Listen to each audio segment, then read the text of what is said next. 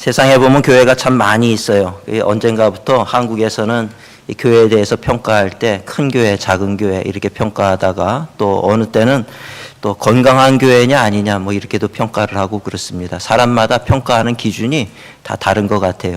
근데 저는 어느 날 이 말씀을 보다가 보니까 깨달은 것이 하나가 있는데, 이 세상의 모든 교회는 둘로 나뉘는데 마지막 때 하나님 앞에 갔을 때 칭찬받는 교회와 책망받는 교회 둘로 나뉩니다. 중간지대는 없다라고 하는 것을 성경은 우리에게 증거해 주고 있어요. 오늘 요한계시록 3장에 보면 7교회, 소아시아 7교회에 대한 얘기가 나오는데, 그 7교회에 대한 평가가 결국은 칭찬받았느냐 책망받았느냐 이 둘로 나뉘고 있다라고 하는 것을 우리가 보게 되더라는 거죠. 오늘 뭐 저를 비롯해서 여기 계신 모든 분들은 언제가 될지 모르지만 우리가 다 하나님 앞에 서게 될 거예요. 그때 하나님께서 우리에게 분명히 물으시는 말씀이 있습니다. 뭐 하다가 왔느냐, 이거 분명히 우리에게 질문하실 거예요. 그랬을 때 어떤 사람들은 나는 세상 성공을 향해서 달려가다 왔습니다 얘기하는 분들도 있을 테고, 나는 그저 자녀들 키우느라고 내 인생을 다 바쳤습니다 얘기하는 분도 있을 테고, 뭐 여러 종류의 사람들이 다 있겠죠. 여러분들은 하나님 앞에 서게 됐을 때 무슨 말씀을 할 수 있을까 한 번쯤은 우리가 생각해보고 살아가는 것이, 이것이 지혜롭게 인생을 사는 길이 아닐까 생각을 하게 됩니다. 결국에 우리가 주님 앞에 섰을 때 나타나는 반응은 둘이에요. 칭찬을 받을 것이냐 책망을 받을 것이냐. 오늘 우리가 이 세상을 살면서 하나님의 말씀을 따라서 최선을 다해서 살았다라고 하면 우리 하나님을 만나는 그날, 주님을 만나는 그날이 우리에게는 기쁨의 날이 될 거예요. 그러나 그러지 못했다라고 하면 그 날이 두려움의 날이 될 수밖에 없다라고 하는 것입니다. 오늘 우리 깨어서 하나님의 말씀을 우리가 참 주의해서 듣고 그 말씀을 따라 살아가는 복된 우리 모든 성도님들이 되시기를 주님의 이름으로 축원을 드립니다. 제가 부흥회를 이렇게 많이 다니다 보면 간혹 가다가 어떤 큰 교회 가면은 그런 얘기를 해요. 목사님 우리 교회 좋지요. 아이고 좋지요. 우리 교회가 최고지요. 그래요. 그러면 제가 대답을 안 해요. 최고는 무슨 속으로 그런 생각을 합니다. 여러분, 그 최고라는 얘기가 얼마나 무서운 얘기인지를 알아야 되는 거예요. 내가 최고라고 생각을 해요. 물론 그 교회, 자기 교회에 대해서 자부심을 갖는 거는 참 좋아요. 그렇지만 어디 나가서 우리 교회가 최고라고 얘기를 한다라고 하는 것은 참 위험한 발언이라고 하는 거죠. 하나님 앞에 섰는데 하나님이 니네 교회 최고 아니었는데 왜 거짓말하고 다녔느냐. 그럼 어떻게 하시겠어요? 우리가 주님 앞에서는 최고는 없어요. 우리 그리스도인에게 있어서는 최선만이 있어요. 주어진 여건 속에서 그저 최선을 다하고 나중에 결과 평가는 하나님이 하실 몫이다 이렇게 생각하시면 맞지 싶습니다. 오늘 이 빌라델비아 교회에게 하는 얘기 가운데서도 우리가 주목해 봐야 되는 게 8절에 보니까 내가 작은 능력을 가지고도 내 말을 지키며 내 이름을 배반하지 아니하였도다. 큰 능력을 가졌느냐 작은 능력을 가졌느냐 세상에서는 거기에 관심이 많아요.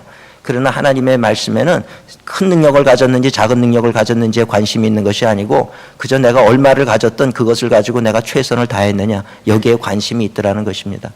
오늘 우리가 남들 옆 사람들 의식할 필요 없어요. 많은 능력을 가진 사람은 많은 것을 할 것이고 나에게 부족한 능력밖에 없는 사람은 부족한 만큼 할 거예요.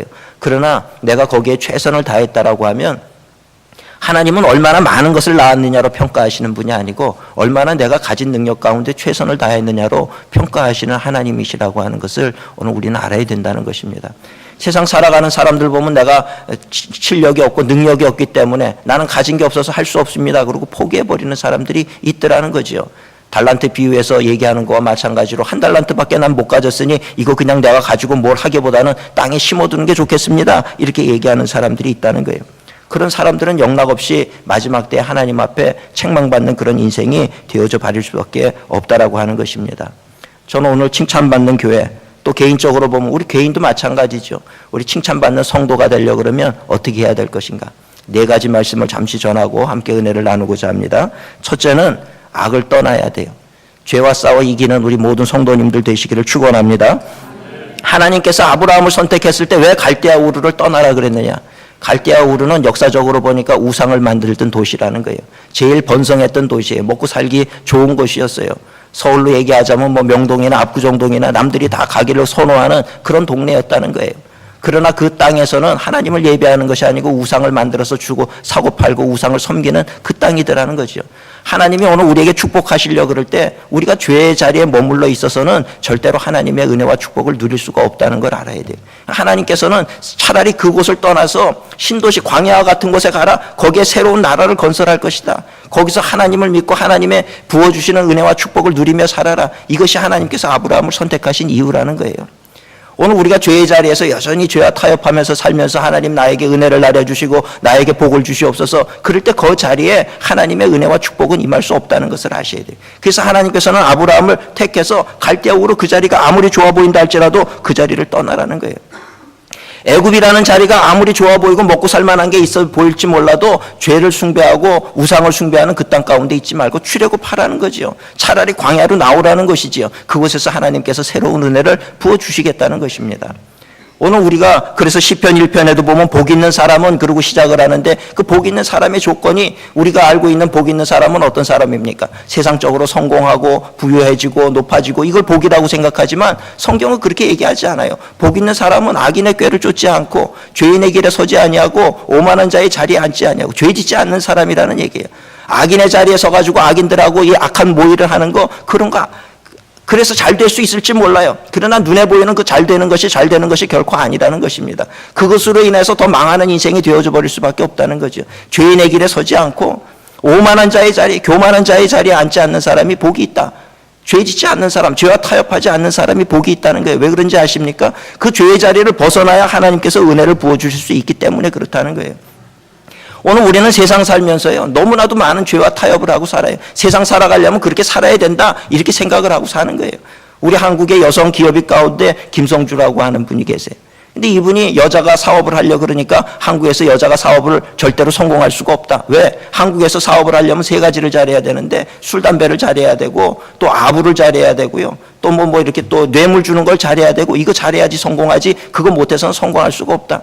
근데 기독교인의 양심으로 그렇게 할 수가 없었다는 거예요. 이분의 간증 속에서 나오는 이야기입니다. 그럴 수가 없었다는 거죠. 그래서 자기는 철저히 차라리 사업을 망한다 할지라도 내가 그렇게 살 수 없다라고 생각을 하고 살았다는 거예요. 그때 어느 날 독일에선가 전화가 와가지고 그 가방 뭐 MCM입니까 MGM입니까 잘 모르겠습니다만 거기서 전화 연락이 왔다는 거예요.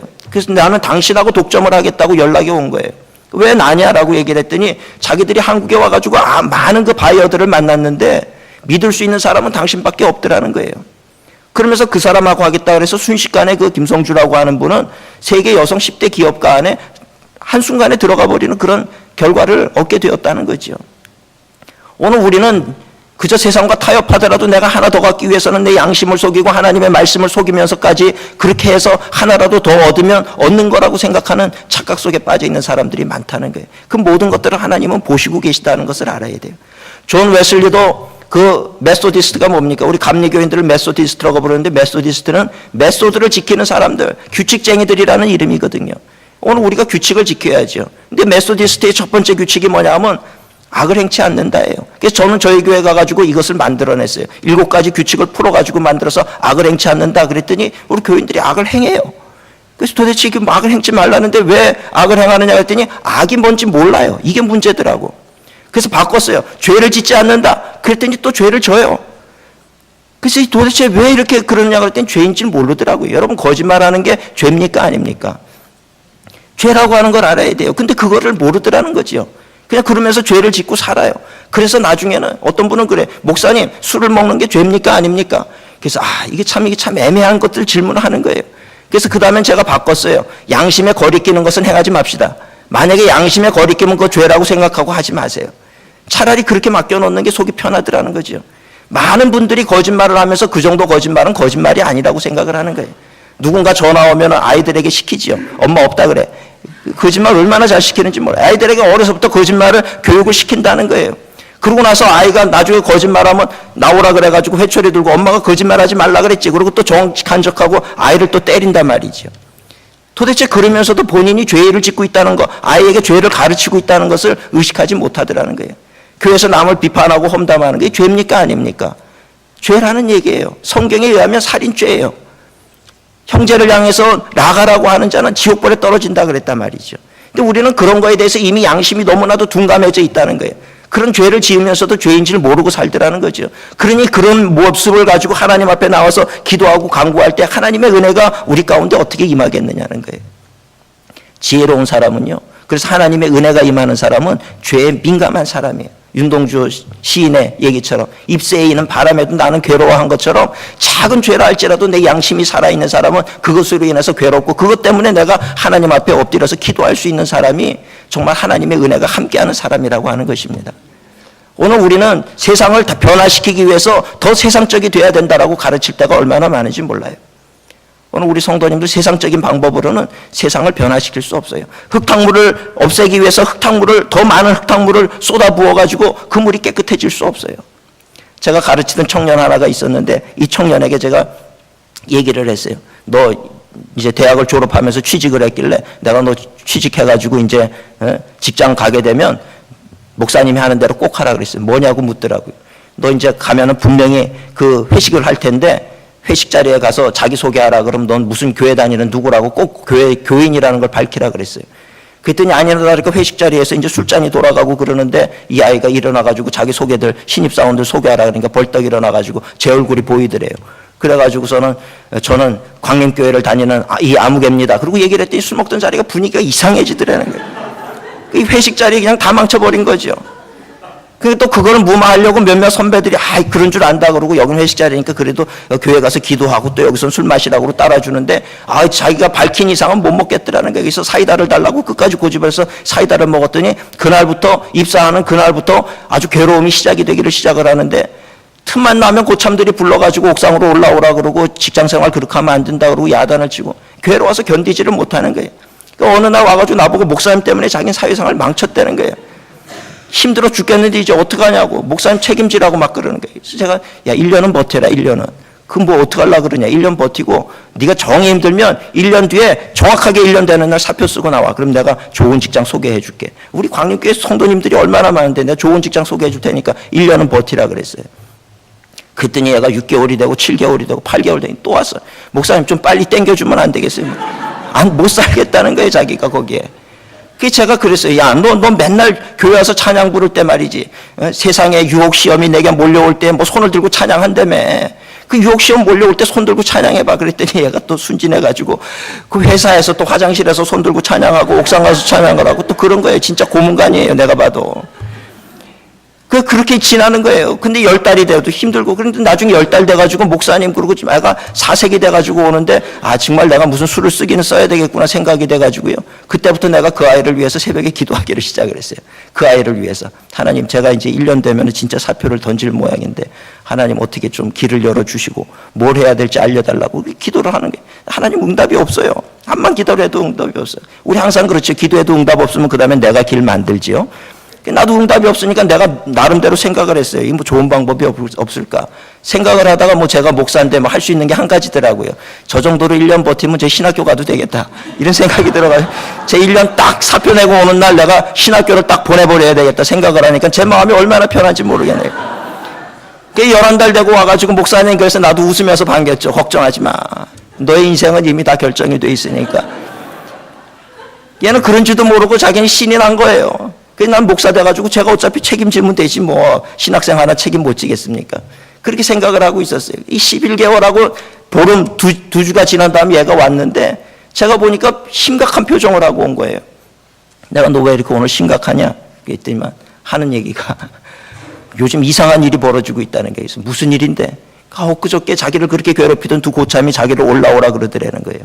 그래서 이제 마지막이다 생각을 하고 올라갔다는 거예요. 올라갔더니만 쭈삣쭈삣 하더래요. 그래서 아니 선배들 왜 그러냐고 할 말 하라 그랬더니 이 두 선배가 한다는 얘기가 이 형 그동안 우리가 잘못했어 그러고 회개를 하더라는 거예요. 자기 이제 2주 지나면 사표 던지고 나오려고 그랬는데 회개를 하면서 사실은 우리도 교회 다녀 그러더라는 거예요. 그러고 나서 봤더니 그 회사 그 부서예요. 이 두 사람뿐만 아니라 계장님도 교회 다니고 과장님도 교회 다니고 부장님도 교회를 다니더라는 거예요. 이 아이 때문에 그 정체들이 다 드러난 거예요.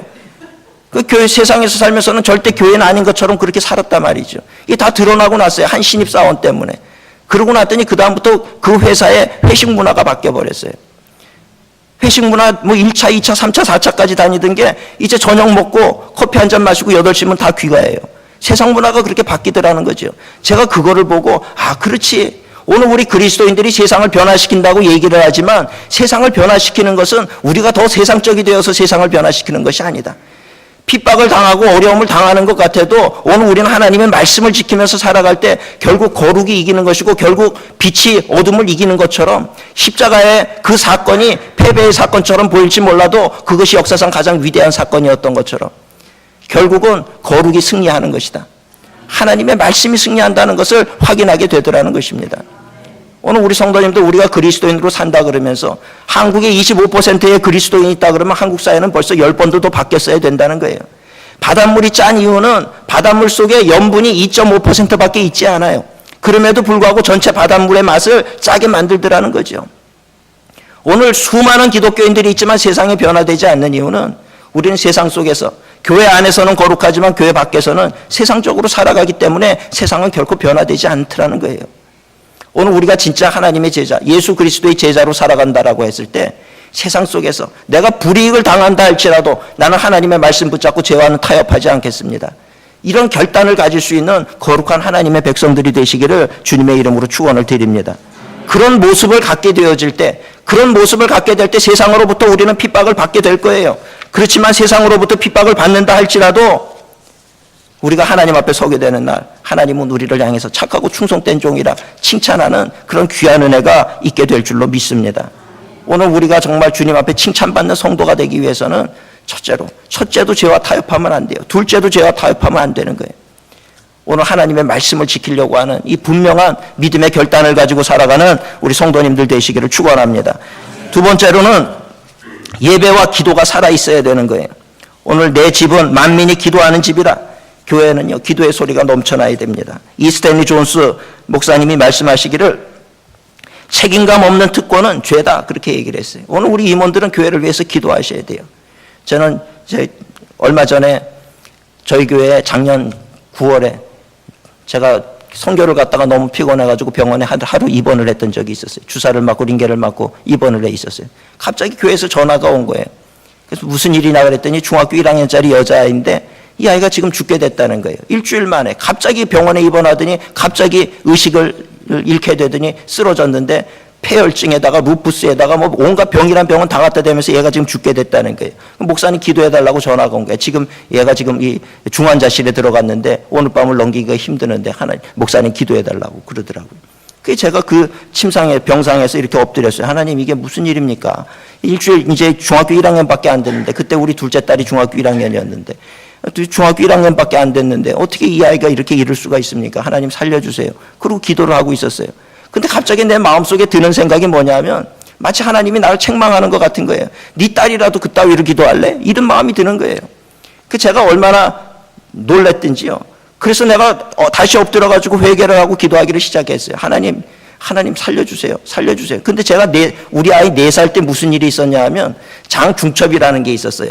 이 어린아이들은 이 소장이 대장 속에 이렇게 빨려 들어가는 현상이 나타납니다. 이게 사흘이 지나고 나흘이 되면 대장 속에 빨려 들어간 부분이 괴사가 되기를 시작을 하는 거예요. 큰 병원에 갔더니 지금 빨리 이거 수술을 해야 된다는 거예요. 밑으로 바람을 넣어서 이게 빠지면 다행이지만 이게 안 빠질 경우에는 그 자리에서 배를 갈라가지고 이걸 끄집어내고 괴사된 부분을 잘라서 연결을 시켜야 된다는 거예요. 그 얘기를 하는데 하늘이 노래지고 말이죠. 정신이 없더라고요.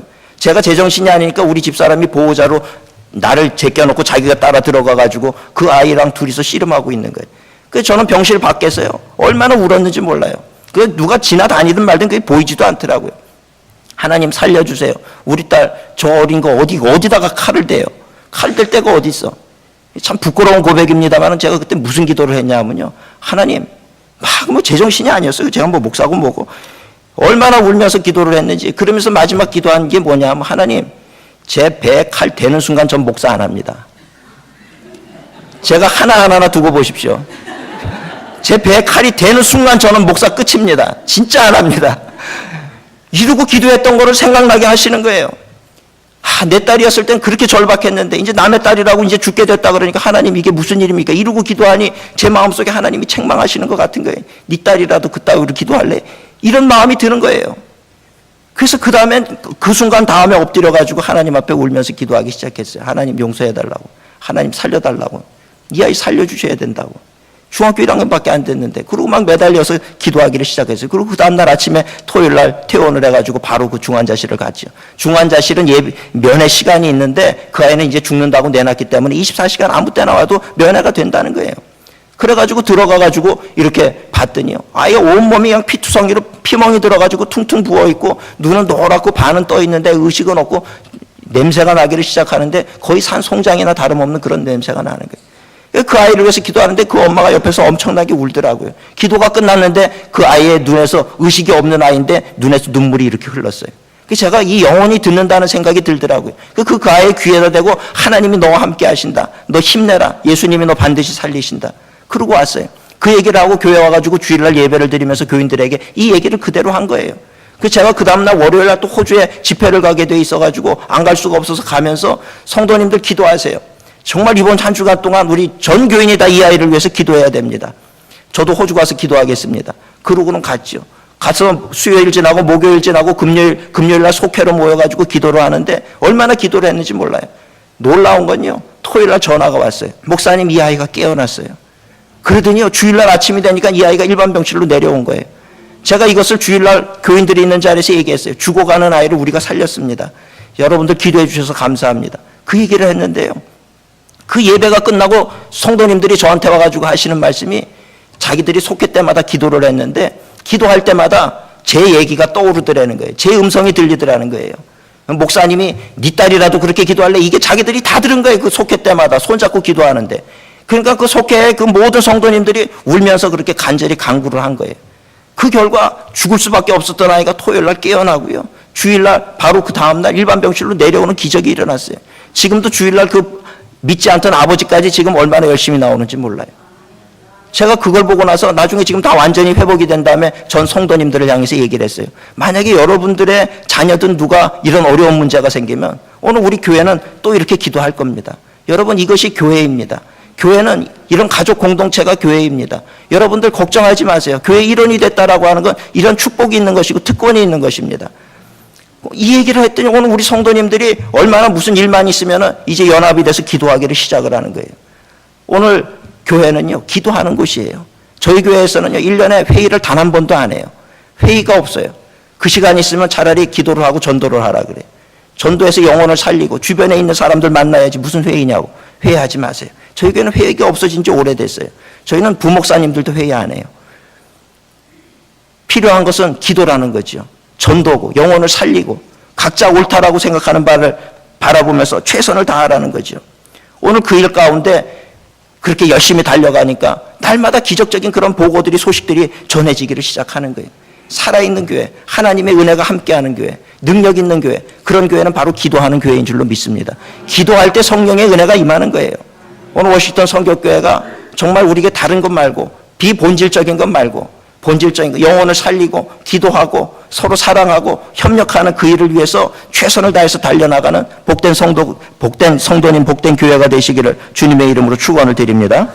세 번째로는 주의 일에 협력하는 교회가 되어야 돼요. 협력이라고 하는 게 얼마나 중요한지 모릅니다. 모세 한 사람을 살리기 위해서 세 여자가 협력을 했어요. 그 어머니가 협력을 했고 또 그 누이가 그 동생 물에 떠내려가는 동생 모세를 지켰고요. 또 그 공주가 그 모세를 건져내서 결국 한 생명을 살리는데 그렇게 해서 살아난 그 한 생명이 온 이스라엘 백성들을 출애굽시키더라는 거죠. 협력이라고 하는 게 필요해요. 오늘 우리 워싱턴 감리교회가 정말 서로를 협력하는 가운데 하나님의 거룩한 뜻을 이루어가는 복된 교회가 되시기를 축원합니다. 제가 처음에 일산광림교회 담임 목사로 부임을 했을 때 뭔가 할 거를 생각하다가 뭘 해야 되려나 싶다가 어느 날 휴일이 있어가지고 북한산에 등산을 갑니다 그랬어요. 그리고 저는 워낙 산을 타는 걸 별로 안 좋아하기 때문에 한 중간쯤 갔다가 내려올 거니까 아무나 오세요. 걱정 마세요. 그랬더니 오는 사람이 누군가 봤더니 다 60, 70, 80 대신 노인 할머니 권사님들만 오신 거예요. 저한테 그러더라고요. 주일날 목사님 진짜 산 안 넘죠? 걱정 마세요. 밑에서만 우리 이따가 도시락 먹고 올 거니까 오시라 그랬더니 한복 입고 오신 분도 계시고요, 고무신 신고 오신 분 계시고 슬리퍼 신고 오신 분 계시고 80명이 왔어요. 젊은 사람들은 목사님 그러고 눈도장 찍고 다 가버렸어요.